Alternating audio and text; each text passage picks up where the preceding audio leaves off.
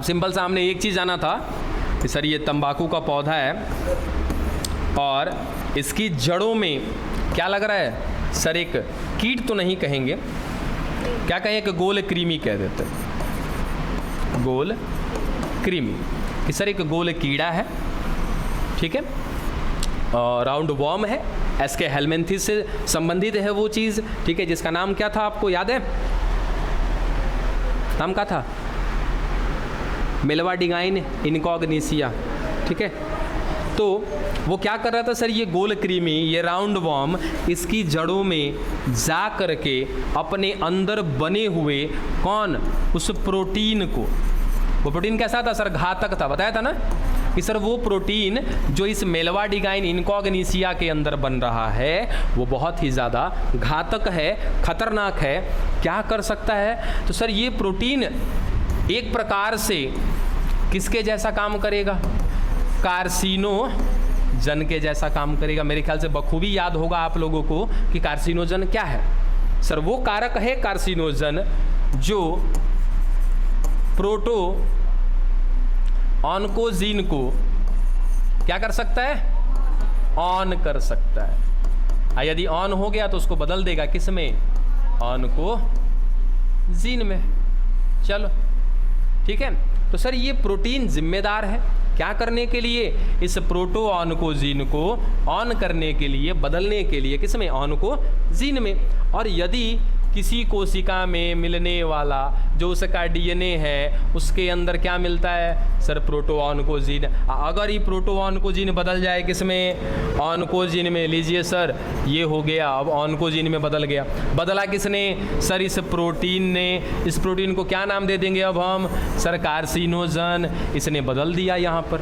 अब सर ये डीएनए है ना, हम तो इतना जानते हैं कि सर कोई भी जो कोशिका होती है, इस कोशिका का जो डायरेक्टर होता है, जो मालिक होता है, इस कोशिका से कैसा काम करवाना है, कितना विभाजन करवाना है, क्या क्या चीज़ करवाना है, सब कौन डिसाइड करता है, केंद्रक।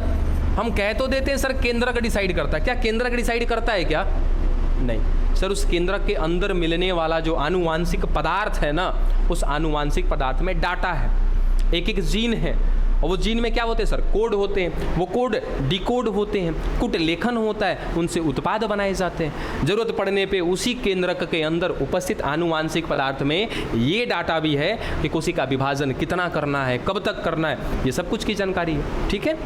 लेकिन अगर ये गलती से किस में बदल गया बाबू, ये अभी तक क्या था, प्रोटो ऑन्कोजीन, अब किस में बदल गया, ये ऑन्कोजीन में। सर जब ये बदल जाएगा ऑन्कोजीन में ना, तो ये कोशिका एक क्षमता खत्म कर देगी अपनी।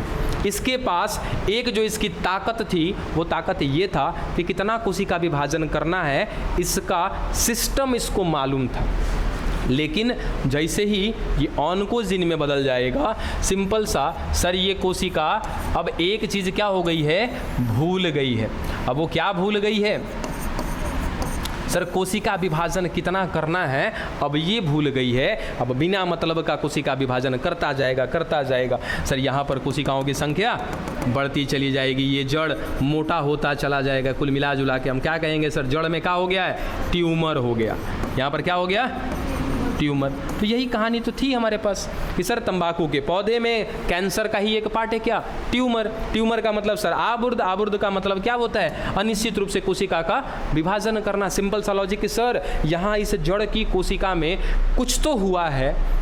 अब कुछ तो हुआ है मतलब क्या हुआ है सर, प्रोटो ऑन्कोजीन बदला है किस में, ऑन्कोजीन में। किसने बदला है सर, इस गोल कृमि ने बदला है। कैसे बदला है सर, इस गोल कृमि की जो कोशिका मिल रही थी ना, इसके कोशिका में जो केंद्रक था, उसके केंद्रक में क्या था सर, डीएनए था। इसके डीएनए ने क्या बना दिया, प्रोटीन बना दिया।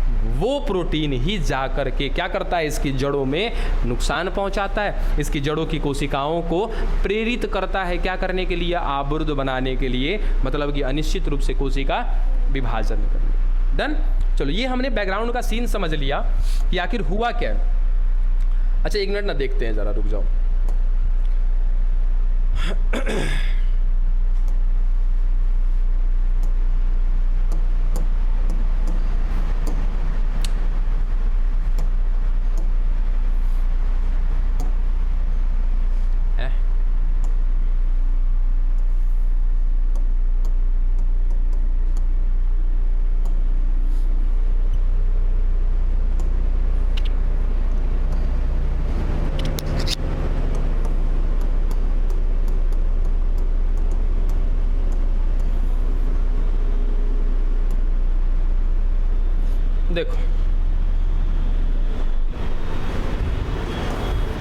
थोड़ा क्लियर इमेज मिल जाए। देखो ये गांठ गांठ सा दिख रहा है सर, ये जड़ में गांठ गांठ सा बना हुआ है ना, ये ट्यूमर है, क्योंकि वहाँ पे क्या हुआ है, अनिश्चित रूप से कोशिका वहाँ पे बढ़ गई है। देखो ये सारा का सारा ये सब वही है सर, गांठ गांठ के बन गए हुए हैं, यहाँ पे गांठ बने हुए हैं। ठीक है, तो ये इन्फेक्शन है, कुछ ही हो गया जी इसमें, गंदा लग रहा है। अपने शरीर में कितनी गंदगी है उसको भूल जाते ही, छोटा सा चीज़ गंदा लग रहा है। तंबाकू का पौधा दिखाते हैं। देखो पहले ये फील आया, समझ में आया कि प्रॉब्लम क्या क्रिएट करेगा ये मेलवाडिगाइन इनकॉग्निसिया। अब दिक्कत जानते हो क्या होगा कि सर चलो ठीक है जड़ ऐसा हो गया, तो दिक्कत क्या है?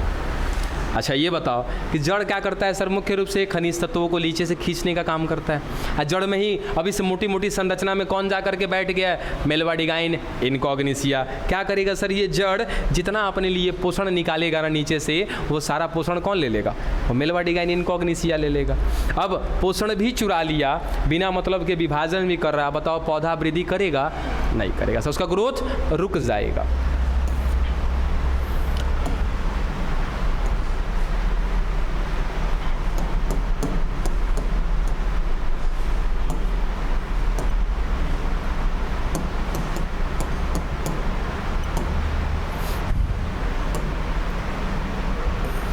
ये देखो सब तंबाकुए का पौधा है, अलग अलग वैरायटी होती है ना। ड्रग्स वगैरह भी पड़े थे ना, पेपावर वगैरह, कुछ में सिर्फ फूल से निकाला जाता है, कुछ पत्तियों को इस्तेमाल में लिया जाता है। तो तंबाकू की अलग अलग वैरायटियाँ होती है। इसमें आपका तंबाकू में आपका ये गांजा वगैरह भी आता है, किस में आता है? तंबाकू में ही आता है। खैनी वगैरह भी किस में आता है? तंबाकू में ही आता है। ड्रग्स भी उसने ड्रग्स को उसमें शामिल नहीं करेंगे। ठीक है, ये देखो, ठीक है। तो ये सारे के सारे क्या है? टोबैको के पौधे ही है। तो अलग अलग एक चीज़ और आपको बताया था ना कि अलग अलग उनके पार्ट के समायोजन से, किसी जैसे गांजा को बनाना होता है तो क्या करते हैं सर? उसके फूल का इस्तेमाल करते हैं, उसके पत्तियों का इस्तेमाल करते हैं। तो अलग अलग तरीके से उनके पार्ट को मिला करके बनाया जाता है। ठीक है, चलो ये सर समझ में आ गया कि उस पौधे में हुआ क्या है, ये बात समझ में आ गई। दूसरा, हुआ कैसे है, ये बात भी समझ में आ गई। तीसरा, किया किसने है, ये बात भी समझ में आ गई। चलो चौथा, क्या हम इसको सही कर सकते हैं?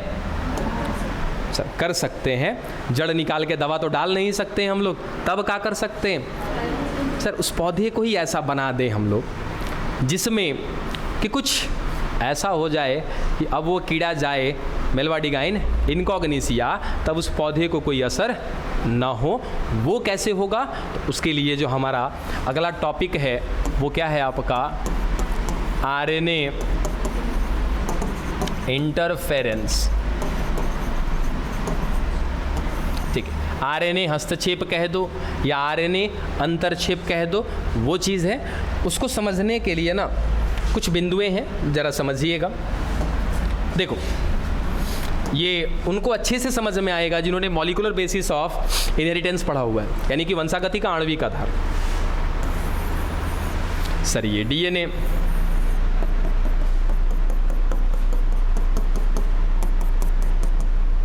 ठीक है।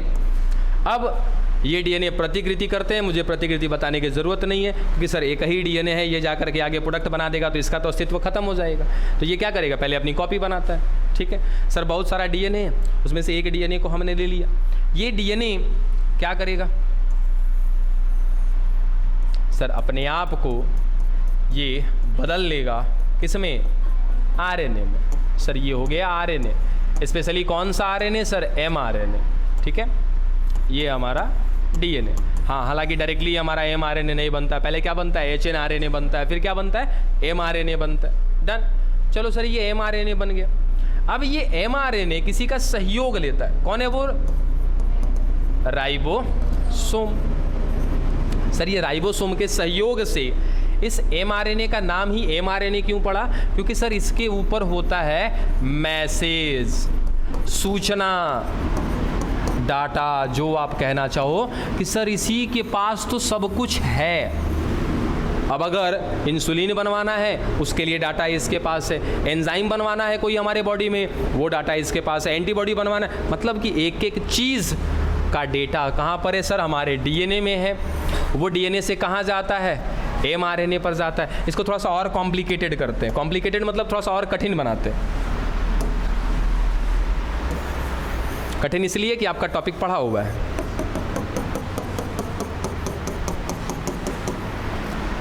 सर ये डीएनए खोल दिया हमने इसको, बस शुक्र मनाइएगा कि जिससे सवाल पूछे सवाल का जवाब वही देगा।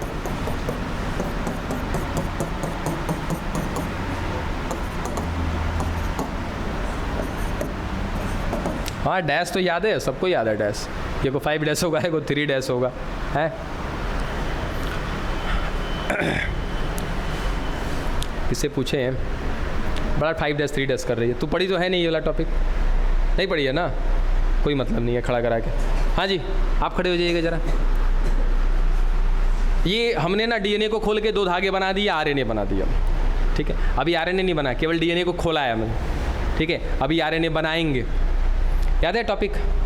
सर पहले डीएनए को खोलते हैं, इससे भी पहले ये दिखा दो, इसको मिटाते हैं। सब लोग अपने आप को ज़रा अपने पास्ट में लेकर के जाइए, वो टॉपिक याद करिएगा, कॉपी से नहीं दिमाग से। सर ये डीएनए था, पहले इसको सीधा कर लेते हैं हम। लीजिए सर ये सीधा कर लिया। पता है हम क्या बताना चाह रहे हैं, क्या करना चाह रहे हैं? ट्रांसक्रिप्शन करना चाह रहे हैं। ट्रांसक्रिप्शन माने अनुलेखन करना चाह रहे हैं। अनुलेखन माने क्या होता है? सर आरएनए का निर्माण होता है डीएनए से। आरएनए कौन सा आरएनए? एमआरएनए की बात कर रहे हैं, ठीक है। तो सर ये डीएनए है, इसको हमने सीधा कर लिया, ये हो गया हमारा 5 डैश 3 डैश 3 डैश 5 डैश, ठीक है। सर उसके बाद कहीं ना कहीं आपको बताया था आया कौन, हाइड्रोजन बॉन्ड तोड़ने वाला कोई ना कोई था, उतना डिटेल नहीं। चलो सर ये दोनों का दोनों क्या कर दिया, अलग कर दिया।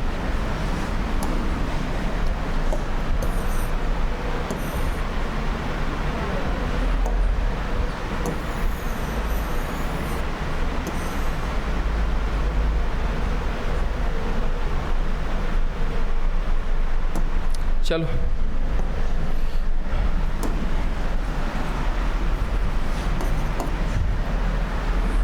अब अलग करने के बाद केवल आप ही बताइएगा, ये 3 डैश ये 5 डैश, क्या दोनों का अलग अलग नाम रखा था क्या?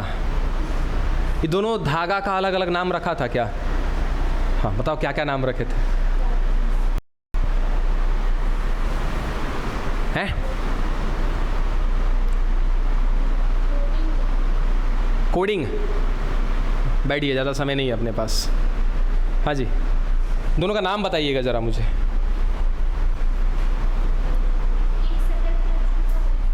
अरे मुरी मम्मा कहाँ चली गई तू?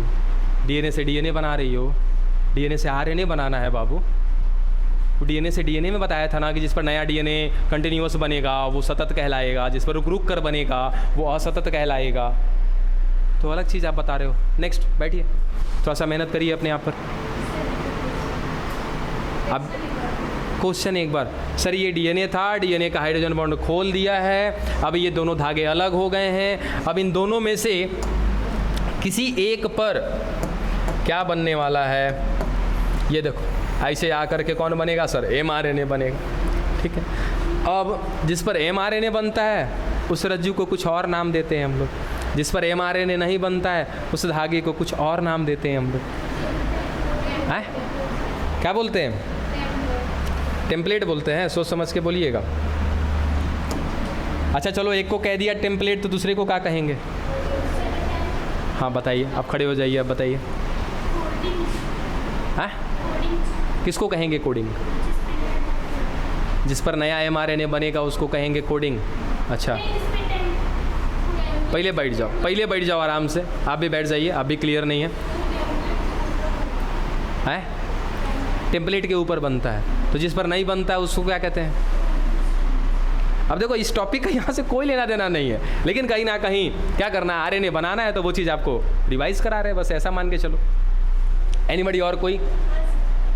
एक मिनट, हाँ बताइए। नॉन, तो नॉन टेम्पलेट का मतलब हिंदी में क्या होता है? कूट लेखन होता है कि टेम्पलेट का मतलब कूट लेखन होता है? बैठ जाइए, उल्टा बता रहे हैं आप। टेम्पलेट माने क्या होता है? कूट लेखन होता है, ठीक है। और इधर इधर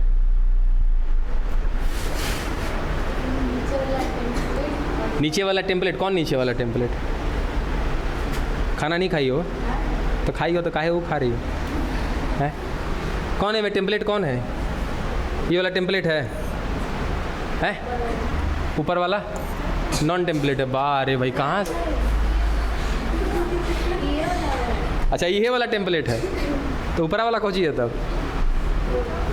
है नॉन टेम्पलेट। सर नीचे वाला टेम्पलेट है, ऊपर नॉन टेम्पलेट है।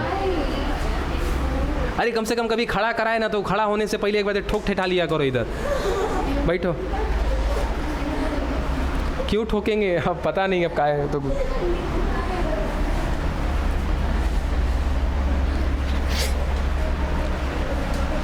चलो हाँ जी, और इधर इधर इधर बताइए, क्या बता रहे थे, बताइए।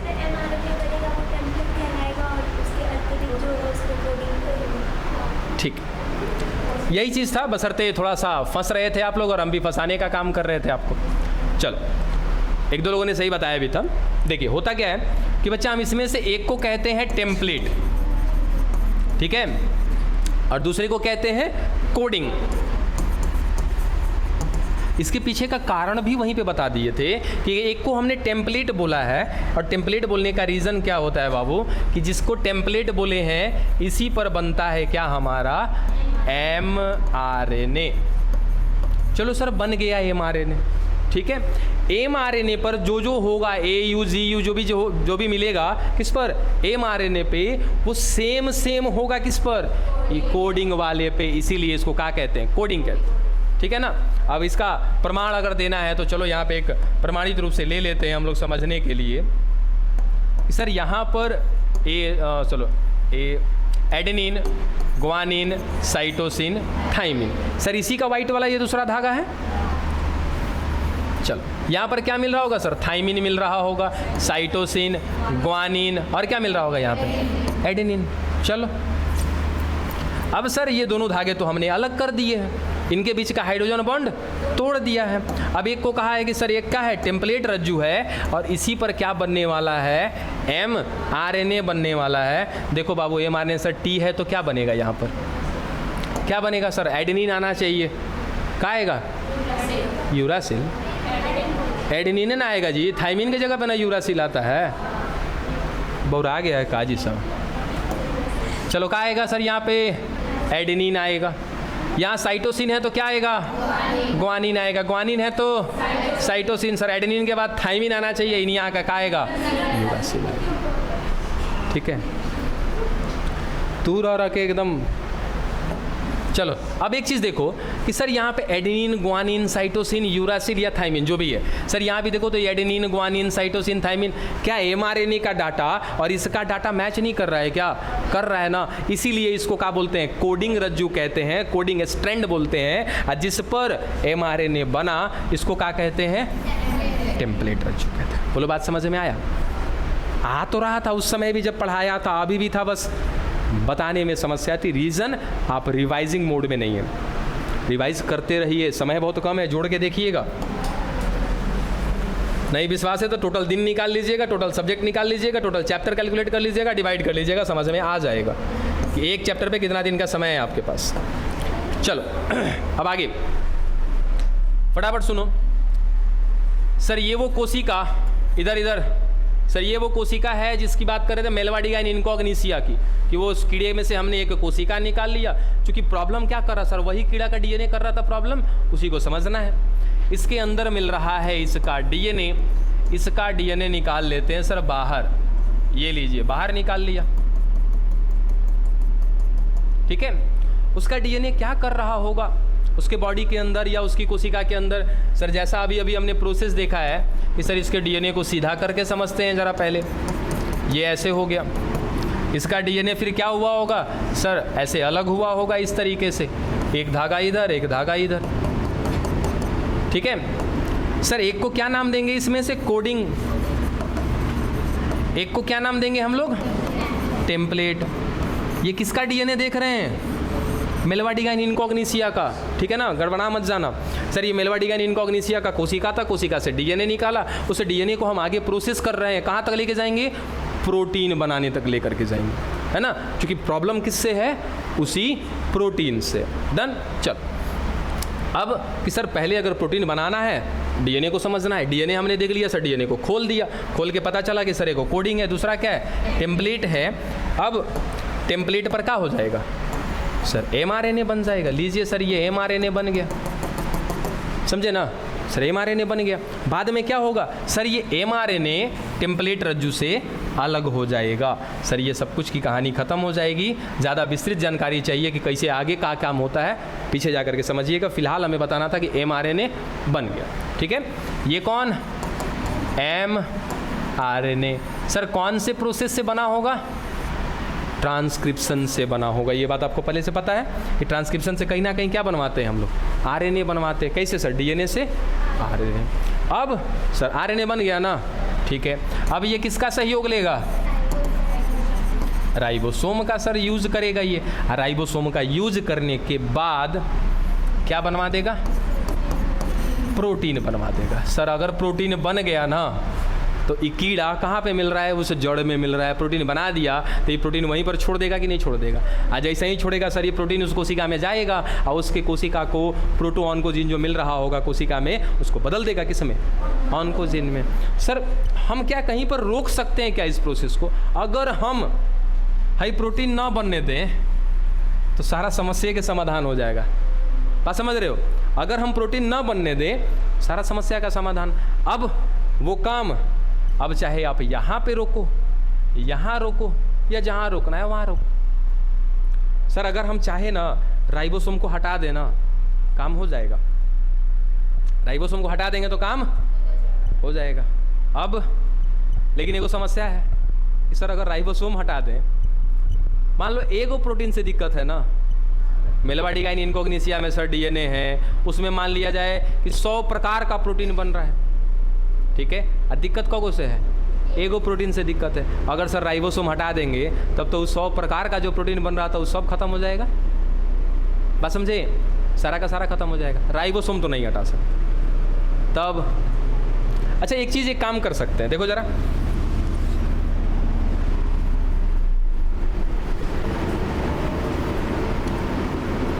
सर ये mRNA था,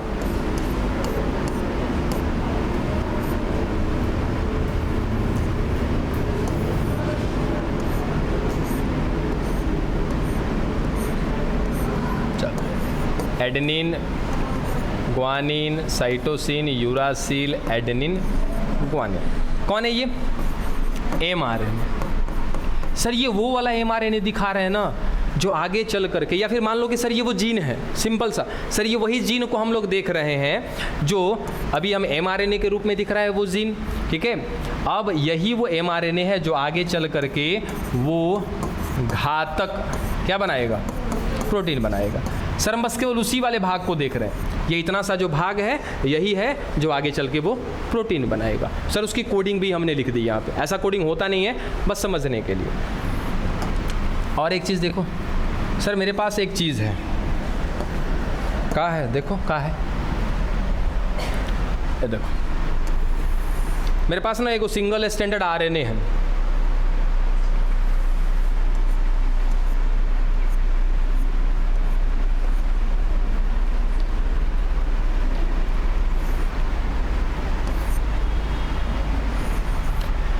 uracil, cytosine, guanine, adenine, uracil, cytosine. देखो सर ये मेरे पास क्या है, सिंगल स्टैंडर्ड आरएनए, एकल रज्जु की आरएनए, ठीक है, मेरे पास है। कहाँ से है, कहाँ से आया, ये चक्कर अभी फ़िलहाल छोड़ दीजिए। सिंपल सा कि मेरे पास एक सिंगल स्टैंडर्ड आरएनए है। सर अगर मैं कहूँ कि सर ये वाला आरएनए क्या इस mRNA का पूरक है क्या, कॉम्प्लीमेंट्री है क्या, देखो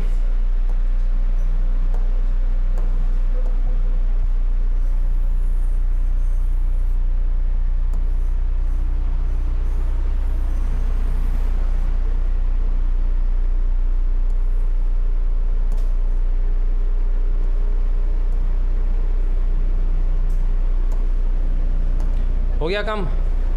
सर एक दूसरे के क्या है, ये पूरक हैं। जैसे ही मैं इन दोनों को एक दूसरे के नज़दीक ला दूंगा सर ये आपस में जुड़ जाएंगे क्या, जुड़ गए ना।